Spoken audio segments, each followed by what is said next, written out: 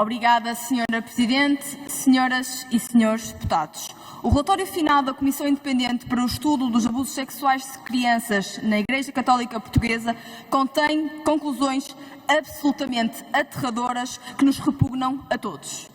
Esta Comissão fez um trabalho independente, célere e abrangente que não nos merece qualquer reparo.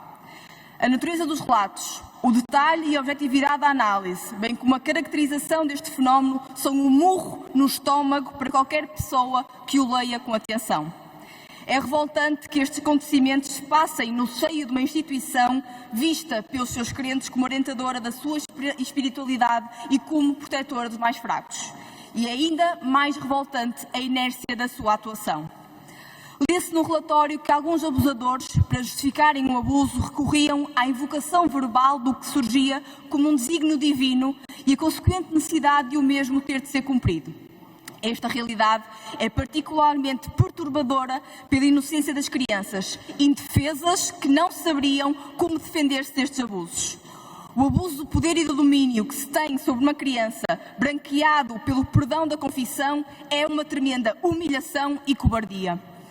Crimes branqueados durante anos e anos. Crimes impunes durante anos e anos, principalmente porque as circunstâncias concretas desta realidade acabam por beneficiar os abusadores. Uma dessas circunstâncias é o facto de as vítimas apenas denunciarem estes crimes já muito tarde na sua vida adulta, mantendo o silêncio durante demasiado tempo. Podemos ler no relatório: habitualmente são as vítimas a iniciar o silenciamento por sentimentos de medo, vergonha e culpa. Os que revelam as situações são uma expressiva minoria.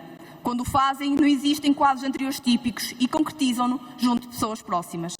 E não podemos ignorar que, em muitos casos, a primeira vez que as vítimas falaram sobre o sucedido foi nestas entrevistas realizadas no âmbito da Comissão. Infelizmente, nestes casos, o silêncio dos inocentes é uma realidade que perpetua estes abusos. E, por isso, uma palavra de coragem para todas e todos aqueles que se libertaram e falaram. Por eles, por quem já foi abusado e para que este fenómeno deixe de ser uma realidade. Hoje, a Iniciativa Liberal apresenta um projeto de lei que, em concreto, aumenta o prazo para que as vítimas possam denunciar estes crimes, permitindo que o procedimento criminal não se extinga antes de as vítimas completarem 40 anos. E porquê? Perguntam os senhores deputados. Sabemos que a média da idade atual daqueles que testemunharam a propósito dos abusos é de 52 anos. Sabemos que 77% das vítimas nunca apresentaram queixa a pessoas ou estruturas da própria Igreja e só 4% formalizaram a queixa em tribunal. Sabendo que estes crimes ocorrem maioritariamente no seio familiar ou pessoal e sabendo que hoje em dia os jovens saem cada vez mais tarde de casa dos pais, prolongando situações de dependência emocional e financeira, propomos esta alteração do prazo especial de prescrição previsto para estes crimes. Não posso deixar de referir que a reação da Conferência Episcopal Portuguesa na passada sexta-feira ficou muito aquém das recomendações da Comissão Independente e completamente aliados da resposta que deve ser dada. Não se focou na prevenção e não se focou nas vítimas. A prioridade absoluta da Igreja deveria ser responder-lhes, compensá-las, repará-las e esta deveria ser a mensagem principal e inequívoca. Mas não foi isso que fizeram. Já o poderíamos imaginar, mas o relatório concretiza que os depoimentos testemunham o clima emocional de terror de uma verdadeira atitude de banalidade do mal. E é com isto que a Igreja não pode compactuar mais. É da sua responsabilidade corrigir para o futuro, já que o passado ninguém pode apagar. Não se compreende porque é que a Igreja não foi clara nem afastou os padres sinalizados, mas não podemos deixar de saudar que algumas dioceses o tenham feito, como Angra do Heroísmo e Évora. Se neste crime de evidente continuidade, as medidas de prevenção são justificadas e devem ser implementadas. A prioridade nestes casos deve ser claramente a proteção das vítimas e das potenciais vítimas. Não se pode tolerar a possibilidade de abuso por inércia e demora no afastamento dos abusadores. As medidas preventivas visam precisamente prevenir que certos perigos se concretizam e, neste caso, tendo em conta a sua continuidade no tempo e o seu grau de encobrimento, temos de ir mais longe. Atentemos em algumas das recomendações da Comissão Independente. Controlo dos antecedentes criminais dos membros da Igreja que atuem junto de crianças. Assegurar o afastamento físico entre o padre e a criança, sobretudo durante a confissão. Formação sobre o tema da sexualidade em geral e dos seus aspectos fundadores na infância e na adolescência. Uma saudável abordagem destes temas junto de crianças e adolescentes no contexto e formas adequados e em ampla articulação e com total conhecimento da família. Informação sobre as diversas formas que constituem abuso sexual de crianças. Atitudes padrão de abusadores.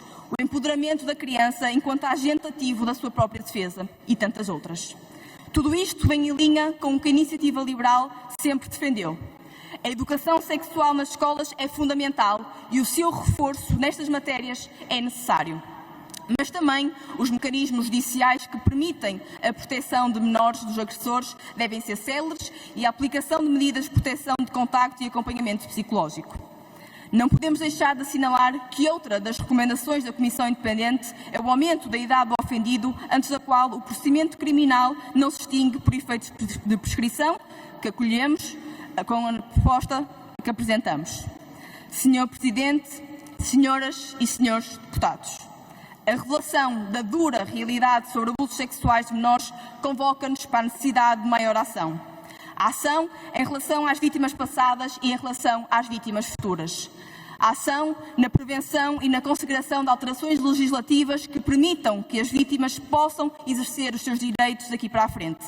A ação na reparação, pois estes abusos criam marcas que nunca mais se apagarão e, por isso, qualquer reparação ficará sempre muito aquém do dano sofrido. Temos de fazer justiça por estas vítimas. Tem de existir uma reparação que não pode ser apenas moral, espiritual ou simbólica. Uma indemnização não é uma ofensa. A posição da Igreja quanto a esta matéria não pode ser de indiferença e de afastamento. Se os abusos relatados ocorreram no seio desta instituição e se houve encobrimento, a Igreja deve participar na indemnização das vítimas e a única forma razoável e possível de almejar alguma reparação daquilo que estas sofreram. E, finalmente, em nome das vítimas, fica uma mensagem muito clara. As pessoas têm de ser responsabilizadas pelos seus atos. E, para isso, não basta ter fé, há que ter consequências. Obrigada.